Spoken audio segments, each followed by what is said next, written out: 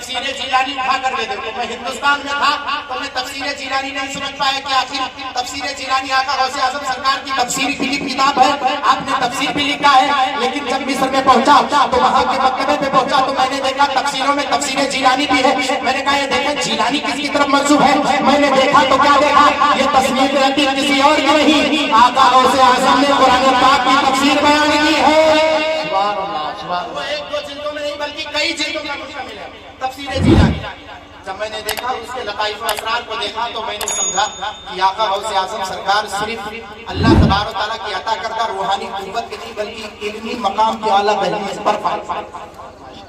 اسی لیے تو محدثین فقہا اصولیین سب کے سب اگر تعریف کرنے پر آئے تو سند متصل کے ساتھ آقا غوث اعظم سرکار کی تعریف و توصیف.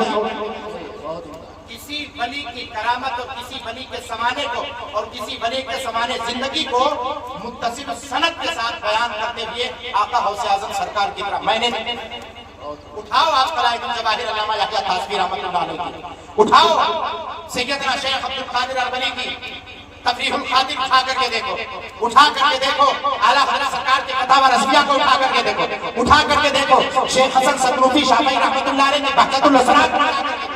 یہ وہ علماء ہیں, یہ وہ محدثین ہیں جو سند متصل کے ساتھ, جیسے آقا کی حدیث پاک سند متصل کے ساتھ بیان کی جاتی ہے, ایسے غوث اعظم کے زمانے زندگی کو ان لوگوں نے غوث اعظم کو بالروایت سندن بیان کیا. وہاں سے لوگ کو آپ کو سمجھ میں آئے کہ غوث اعظم سرکار کہتے ہیں. اب یہاں تک ہم پہنچے, درود پاک پڑھا تو معاملہ آگے بڑھا. یہ دیکھو پونا گھنٹہ ہو گیا.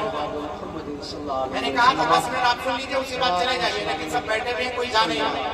وہی شروع میں جو گئے تھے نعت پاک مصطفیٰ, تو ہمارے یہاں طریقہ ہے نعت پاک مصطفیٰ چونکہ دھن اور سر کے لہجے میں پڑھی جاتی ہے, سادہ سمپل بھی پڑھی جاتی ہے. نعت تو نعت ہے لیکن لوگ دھن کے قائل, نعت کے قائل نہیں ہے, وہ نعت سننے نہیں آتے, سننے کے لیے آتے, دھن سننے کے لیے آتے, اس لیے چلے جاتے ہیں. ورنہ نعت اگر سننا ہے تو حقیقت میں نعت کو معنویت کا اشعار سمجھ میں آ جائے. کیوں دنیا اعلیٰ حضرت سرکار کے پیچھے پڑی ہوئی؟ آج تک اعلیٰ حضرت سرکار کے بعد ایسے اشعار ہیں جو بڑے بڑے علماء تک فہم و ادراک سے بالا تر ہے اعلیٰ حضرت سرکار کے اشعار. تب سامنے ادب طے کرتے ہیں بارگاہ اعلیٰ حضرت میں, کہتے ہیں تو میرا امام ہے احمد رضا, تو میرا امام ہے. ایسے نہیں مانا, یہ دنیا آسانی سے ماننے والی نہیں. ارے یہ وہ قوم ہے جو اپنے بھائی کو نہیں مانتی. بھائی کتنا بڑا محدث و مفکر ہو جائے تو کہیں گے وہ ہے تو ہوئے, گمہ والے کہیے ہو فلانے کو لگوا تو ہوئے, یہی کہتے ہیں نا, وہی فلانے کو لگوا تو ہوئے, یہی کہتے ہیں. مگر نہ, اعلیٰ حضرت سرکار کو یوں ہی نہیں مانا. اب ذرا ایک لہجہ ایک پیور آپ اٹھا کر کے دیکھیں. ایک بات میں بتا دوں, اس کے بعد چاہوں تو گفتگو میں ختم کر دوں. اعلیٰ حضرت سرکار نے جس طرف اشارہ کیا, ایک شعر کی میں نے توضیح بیان کی ہے, وہ بھی پہلے شعر کی, ابھی مکمل نہیں کیا. کہے تو ایک شعر میں اور داخل ہو جاؤں, بس ایک شعر میں اور داخل ہو جاؤں. میرا دعویٰ یہ ہے, جیسے میں اس ٹائپ کی گفتگو کرنے کا قائل بھی نہیں ہوں, میرا دعویٰ یہ ہے کہ اعلیٰ حضرت سرکار کی صرف ایک شعر کی تشریح و توضیح بیان کی جائے. بیان کرنے والا کوئی بھی ہو, صرف ایک شعر کی توضیح بیان کی. رات تو ختم ہو سکتی ہے پر اس کی معنویت ختم نہیں ہو سکتی. واہ کیا مرتبہ ہے غوث بالا تیرا, اونچے اونچوں کے سروں سے قدم اعلیٰ تیرا.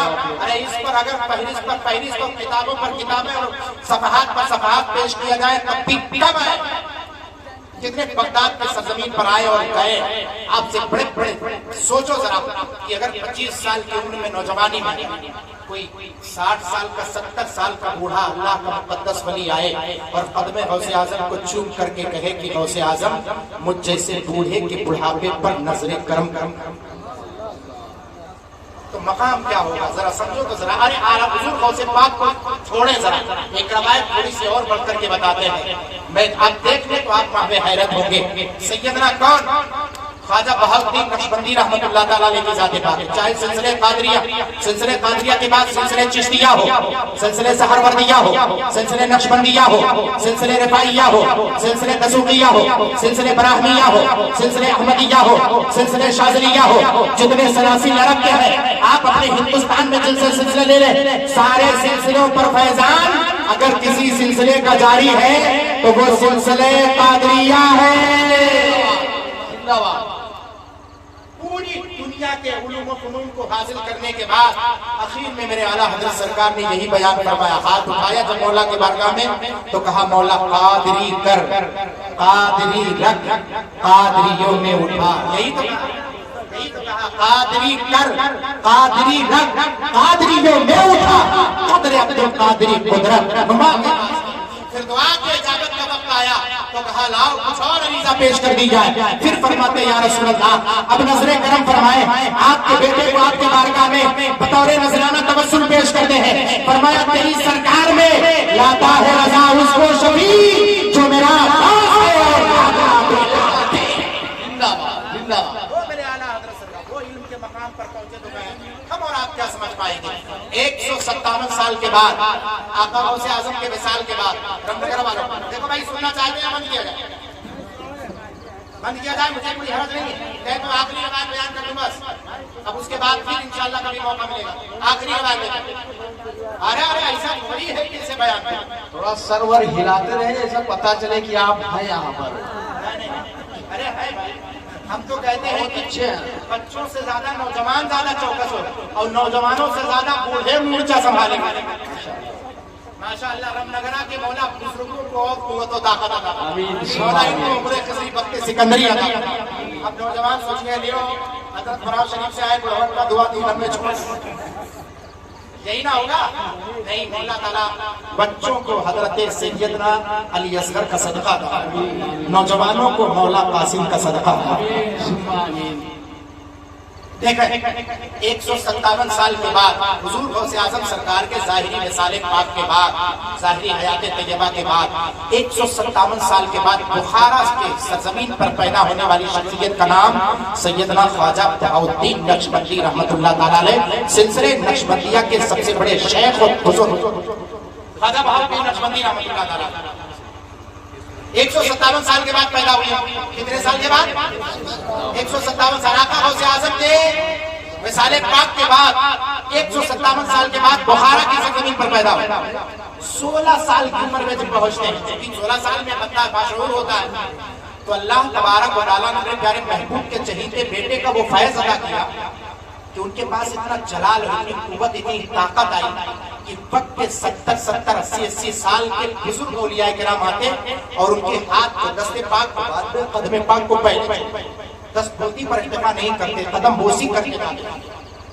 ایک بزرگ تھے جنہیں کچھ درک حاصل تھا، نوجوان، انہوں نے سوال کر دیا کہ اے بہاؤالدین یہ بتاؤ تمہیں اتنا فیض اور اتنا جلال اور اتنی قوت آخر کس سلسلے سے ملی، کہاں سے ملی؟ تو یکایک انہوں نے فرمایا یہ کسی اور کی عطا نہیں، یہ آقا غوث اعظم سرکار کی عطا ہے. تو جانتے ہو جوانی میں تو جوانی کا خون گرم ہوتا ہے. ہمارے اسٹیج پر بیٹھنے والے بھی مولانا لوگ جوان ہیں، جب تھوڑی بہت کتابیں پڑھ لیتے ہیں تو کچھ ہم میں ایسے ہوتے ہیں کہ پیر ان کا زمین پہ نہیں پڑتا. وہ کہتے ہیں ہمارے سامنے سے پانی کم چائے. پوچھو بہت ساری مثالیں موجود ہیں، مولانا ذیشان صاحب موجود ہیں، ان کی نگاہوں کے سامنے بہت ساری ہوتا ہے کہ نہیں ہوتا ہے. اور ہم جیسوں پر اور بڑے بڑے حضرتوں پر قلم اٹھاتے ہیں، 2-4 کتاب پڑھنے والے بڑے بڑے حضرت پر تو کہتے ہیں ہمارے سامنے وہ پانی کم چائے ہے. لیکن جیسے جیسے وہ بڑھتی جاتی تو کہتے ہیں ہاں وہ تو بہت بڑے مولا، وہ تو بہت بڑے ہیں. جب ان کا وقار سمجھ میں آتا ہے، مقام سمجھ میں آتا ہے. لیکن جوانی کا خون گرم ہوتا ہے تو تھوڑا جوانی میں اپنے آپ کو سنبھال کے رکھو. جتنی غلطیاں ہوتی ہیں جوانی میں ہوتی، بولو ہوتی کہ نہیں؟ اس پر بزرگ لوگ ہماری مطابقت ضرور کریں گے، ہمارے بات پہ اتفاق ضرور کریں گے، کیونکہ الشباب مطیۃ الجہل، جوانی جو ہوتی ہے وہ جہالت، کیا کہتے ہیں؟ جہالت کی سواری ہوتی ہے. جوانی جو ہے جہالت کی سواری ہوتی ہے. اس پہ بندہ چاہے جتنا پڑھا لکھا ہو کہیں نہ کہیں خون کو جوش مارتا ہی ہے. تو انہوں نے کہا کہ ہمارے ہاتھ میں دھول مت جوڑیے. آقا غوث اعظم کو وصال فرمائے ہوئے 1.5 صدی گزر گئے اور آپ اب پیدا ہو رہے بخارا کی سرزمین. کہتے ہیں آقا غوث اعظم کے سلسلے کا فیض جاری ہے. کہاں آپ کو غوث اعظم سے ملاقات ہوئی جو آپ کو انہوں نے عطا کیا؟ سوال ہوتا ہے کہ نہیں ہوتا ہے؟ کہاں آقا غوث اعظم سے ملاقات ہوئی جو انہوں نے آپ کو عطا کیا؟ جب یہ سوال ہوا تو مغوے حیرت ہو گئے. تو کہا ایسا بھی کوئی سوال کر سکتا ہے؟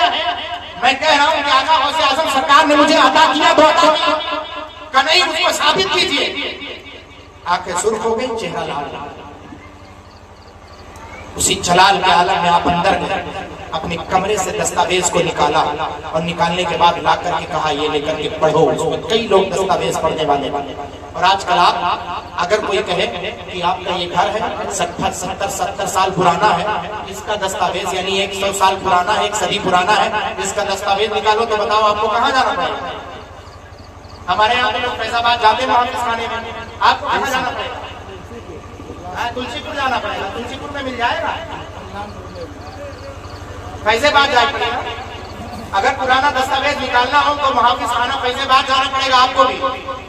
فیض آباد سے جائیے، 75 سال پرانا 100 سال پرانا دستاویز نکلوائیے، تو میں گارنٹی سے کہتا ہوں اس کے جتنے بوڑھے ہیں کوئی پڑھ نہیں پائے گا۔ نوجوان تو چھوڑ دو، بوڑھے نہیں پڑھ پائیں گے، جو فارسی میں لکھا ہوگا، فارسی کا دور وہ لا کر کے مفتی صاحب قبلہ کی بارگاہ میں پیش کرنا پڑے گا، ادھر پیش کرنا پڑے گا بھائی صاحب، اور دیگر علماء اہل سنت کی بارگاہ میں پیش کرنا۔ حضرت یہ فارسی پڑھ کے بتائیں، یا کوئی وکیل جو وہ کیا کہتے ہیں محافظی خانے کے جو کچھ پڑھنے والے ہوتے ہیں، حفاظت کرنے والے، وہ پڑھنے والے ہوتے ہیں، وہ پڑھیں گے۔ دستاویز پڑھنے والے الگ ہوتے ہیں، آقا غوث اعظم سرکار کے مرید و خلیفہ، بلکہ یہ کہ آقا غوث اعظم سرکار کے سلسلے کے فیض یافتہ سرکار سیدنا مخدوم سلطان شیخ خواجہ بہاؤالدین نقشبندی رحمۃ اللہ علیہ نے فرمایا کہ اس دستاویز کو کون کون پڑھنا جانتا ہے؟ کئی لوگوں نے ہاتھ اٹھایا کہا لوگ پڑھو، دیکھو یہ اصلی ہے کہ نقلی ہے؟ لوگوں نے دیکھا کہا حضور اصلی ہے، اس میں بھی پتا چلتا ہے کہ اصلی ہے کہ نقلی ہے، تو کہا پڑھو اس میں لکھا کیا؟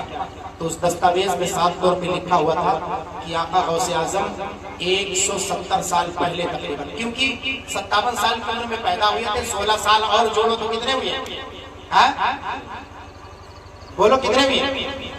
73 ہوئے۔ کہا 170 سال پہلے آقا غوث اعظم سرکار کا گزر اسی بخارا کے سرحد سے ہوا تھا، اپنے مریدوں کے مابین، مریدوں کو لے کر اسی بخارا کے سرحد سے گزر رہے تھے، چلچلاتی دھوپ دوپہر کی تھی۔ مریدوں نے کہا تھا حضور آگے بڑھ کر کے چلیے، کسی درخت کے نیچے رکیے، کسی سرائے خانے میں رکیے، ارے سر کا پسینہ پیر کو آ رہا ہے، حضور آگے بڑھیے۔ تب اس وقت سیدنا سرکار بغداد مخدوم سیدنا عبد القادر جیلانی بغدادی رضی اللہ تعالیٰ بخارا کے سرحد پر کھڑے ہو کر اپنے مریدوں سے پوچھنے بتاؤ یہ کون سا شہر ہے؟ مریدوں نے کہا حضور یہی شہر بخارا ہے جہاں پر محدثین، فقہاء، بلاغیین، اصولیین سب کے سب پائے جاتے ہیں، یہ علم و ہنر کا شہر ہے، علم و عقیدہ کا شہر ہے، حضور آگے بڑھے۔ آقا غوث اعظم سرکار نے فرمایا نا بتاؤ یہ کون سا شہر؟ جب دوسری مرتبہ پوچھا تو جو مرید خاص تھے ان کو بھنک لگی کہ آخر آقا غوث اعظم سرکار کچھ فرمانا چاہتے ہیں۔ تیسری مرتبہ جب پوچھا بتاؤ کون سا شہر ہے، تو مرید خاص نے کہا حضور اب آپ بتائیں گے کون سا شہر ہے؟ کہا یہ شہر بخارا ہے، اسی میں 1.5 صدی کے بعد میرے نسبت کا، میرے سلسلے کا بیٹا بہاؤالدین نقشبندی پیدا ہوا، اس کا سلسلہ ممبر کہاں کھڑے ہیں؟ اور سرحد پر کھڑے ہیں آقا غوث اعظم، فرماتے یہی شہر بخارا، اس کو دیکھو 1.5 صدی کے بعد اسی شہر میں میرا بیٹا بہاؤالدین پیدا ہوگا، جو سلسلے نقشبندیہ جس سے جاری ہوگا سلسلے نقشبندیہ کا شہر ہوگا۔ تو مریدوں نے کہا تھا حضور تب اور آگے بڑھائیں، کیا بتانا کیا چاہتے ہیں؟ آقا غوث اعظم سرکار نے فرمایا تھا آج سے میں اس کے سلسلے کا جتنا فیض ہے اسے عطا کرنے جا رہا ہوں، عطا کر دیتا ہوں۔ جب خواجہ بہاؤالدین نقشبندی پیدا ہوئے تو آقا غوث اعظم سرکار کے سلسلے کا فیض اتنا ملا کہ بڑے بڑے اولیاء کرام آتے 70 سال کے آپ قدم بوسی کرتے تھے اور آپ انہیں فیض بانٹتے ہوئے سلسلے قادریہ کا فیض بانٹتے چلے جا رہے تھے، فیض بانٹتے چلے جا رہے تھے۔ جب فیض بانٹا تب ان سے پوچھا تھا یہ بتاؤ آخر یہ دستاویز صحیح ہے؟ اب مانتے ہو کہ آقا غوث اعظم سرکار عطا فرما رہے ہیں؟ ارے پہلے کو بھی عطا کیا، جو بعد میں آنے والے ہیں سب کو عطا کیا۔ ارے وہ سلطان الاولیاء ہے جسے چاہے جو کچھ ہوا جائے، اعلیٰ حضرت تک جب یہ روایت پہنچی تو فرماتے ہیں اے غوث اعظم آپ تو وہ ہیں کہ جو غریب کبھی تھے کیا بات ہوئے کیا ہوں گے سب اب رکھتے ہیں دل میں۔ زندہ باد، نعرہ تکبیر، نعرہ رسالت، شان غوث اعظم، سوان غوث اعظم۔ کرامت سننے والوں سے کرامت سننے سے کام نہیں بنے گا، حقیقت غوث اعظم سنو تو کام بنے گا، معرفت غوث اعظم سنو تب کام بنے گا، فلسفہ غوث اعظم سمجھو تو کام بنے گا۔ آقا غوث اعظم کی زندگی کو سمجھنے کی کوشش کرو، ہم سمجھے تو کہیں ان کے در کے غلام ہیں، اور اعلیٰ در کے نہیں، ان کے در سے جو ان کا کتا ہے میری نسبت وہاں تک ہے بس. تجھ سے در سے سب، اس سب سے ہے مجھ کو نسبت. جب یہ مقام سمجھو گے تب لوگوں نے کہا تھا کہ نہیں اعلیٰ حضرت یوں ہی نہیں بلکہ فنا فی الغوث شخصیت کا نام امام احمد رضا خان.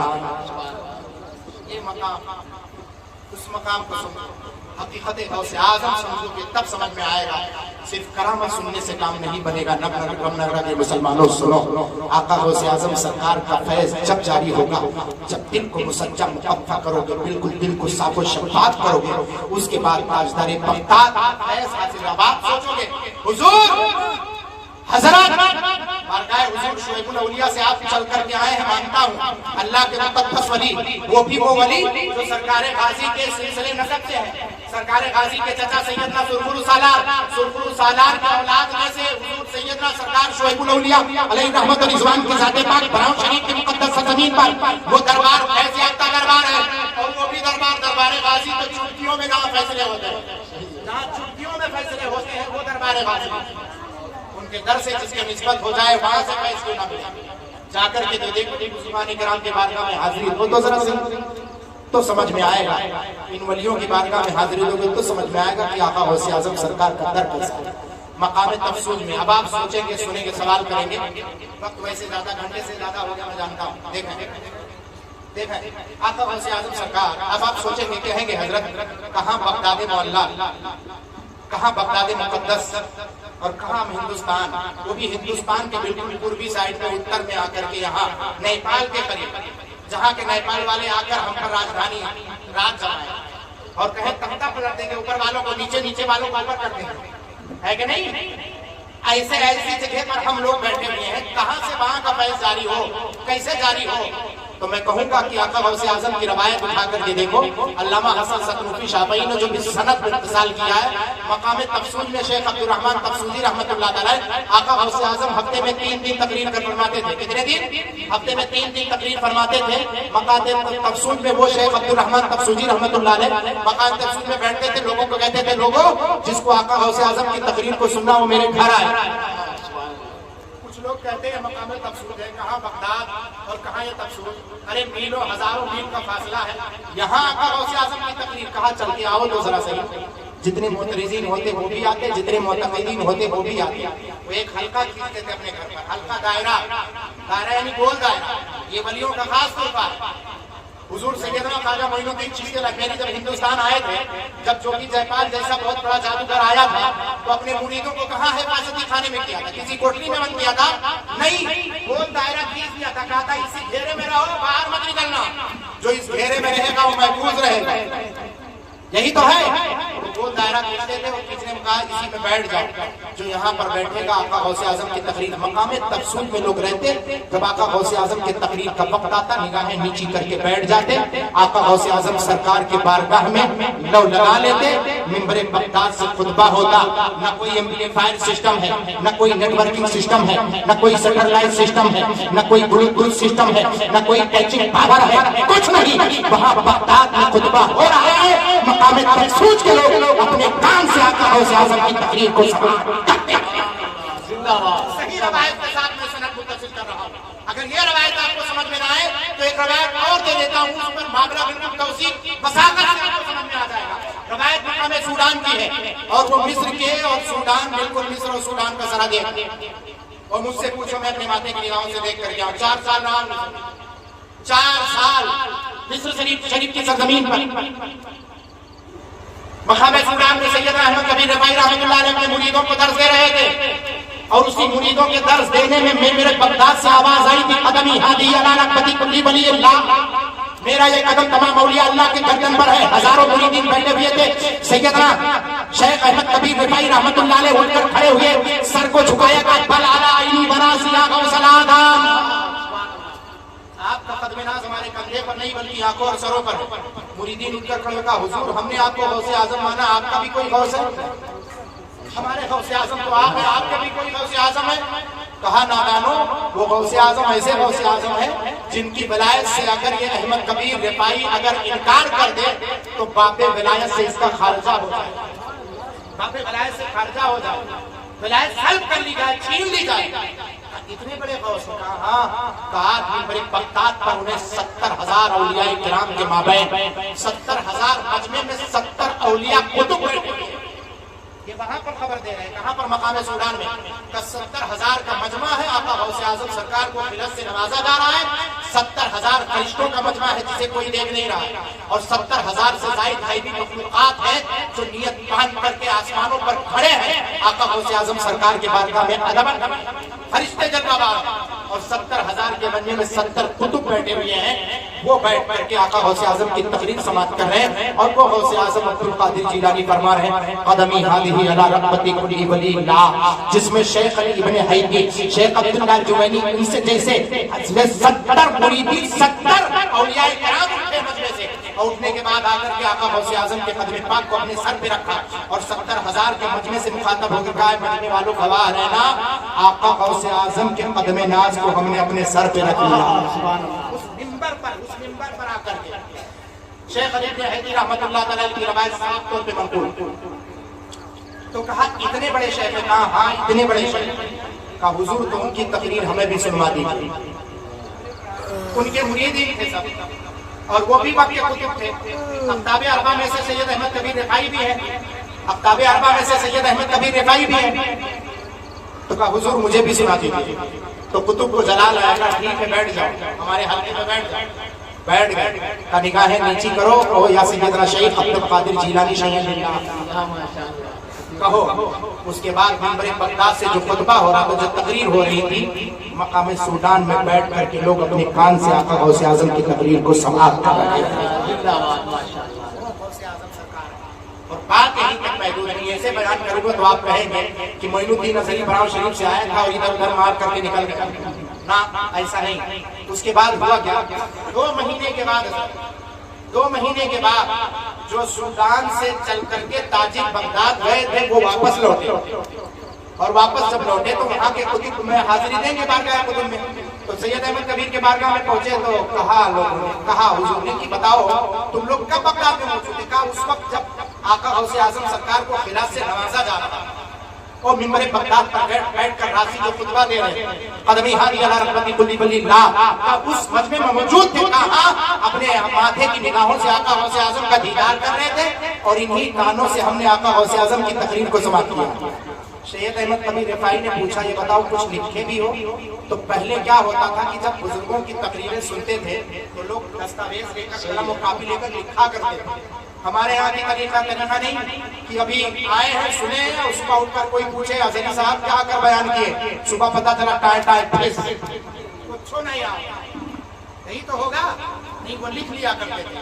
اور اکثر طلبہ آج بھی درسگاہوں کا یہ عالم ہے کہ کچھ طلبہ ایسے ہوتے ہیں جو کاپی اور قلم لے کر استاد کی باتوں کو لکھا کرتے ہیں، جو لکھا کرتے ہیں وہی کامیاب ہوتے ہیں، کیونکہ اہل علم سعید ہو بل کتابت قید ہو، علم شکاری ہے اور لکھنا اس کو قید کر لینا ہے، جو لکھ لیتا ہے گویا اس نے شکاری کو قید کر لیا، اب وہ علم کہیں نہیں جا سکتا، اس کے کاپی میں محفوظ ہے۔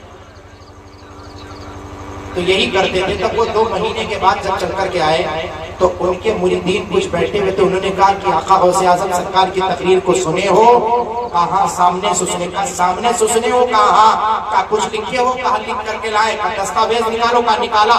کہا تم لوگ دستاویز نکالو؟ ہم لوگ بھی دستاویز نکالتے۔ کہا کیسا دستاویز؟ کہا وہی جو آقا غوث اعظم نے تقریر فرمائی۔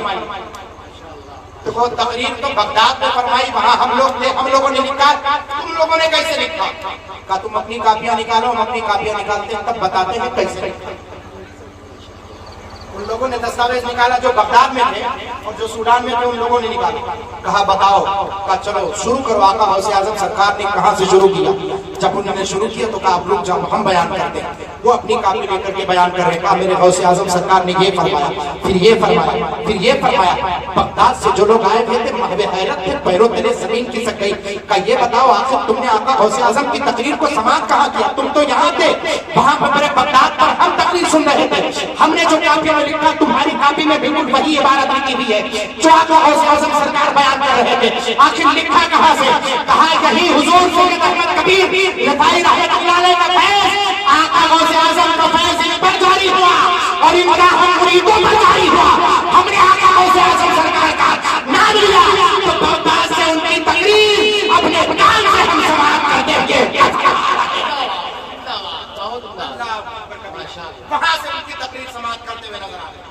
ہزاروں میل دوری پر اگر وہ سماعت کر سکتے ہیں تو ہزاروں میل دوری پر اس ہندوستان میں نیپال کے بارڈر پہ رہ کر کے آقا غوث اعظم کے فیض کو حاصل نہیں کر سکتے؟ بولو بولو، ہاتھ اٹھا کر کے بولو، حاصل کر سکتے ہیں، مگر وہ مصفا قلب ہونا چاہیے، وہ مزکا عقل ہونا چاہیے۔ عقل اور اپنے قلب کی صفائی کرو، صفائی کرو تو یقیناً اولیاء کا فیض تم پر جاری ہوگا۔ جو ولی قبل تھے یا بعد ہوئے یا ہوں گے، سب ادب رکھتے ہیں دل میں میرے آقا تیرا۔ پھر آگے چل کر فرماتے ہیں مزرع چشت و بخارا و عراق و اجمیر، کون سی کشت پہ برسا نہیں چھالا تیرا۔ آقا غوث اعظم کو سمجھنے والوں آخر میں اتنا کہہ لو، سارے اقطاب جہاں کرتے ہیں کعبے کا طواف، کعبہ کرتا ہے طواف درے بالا۔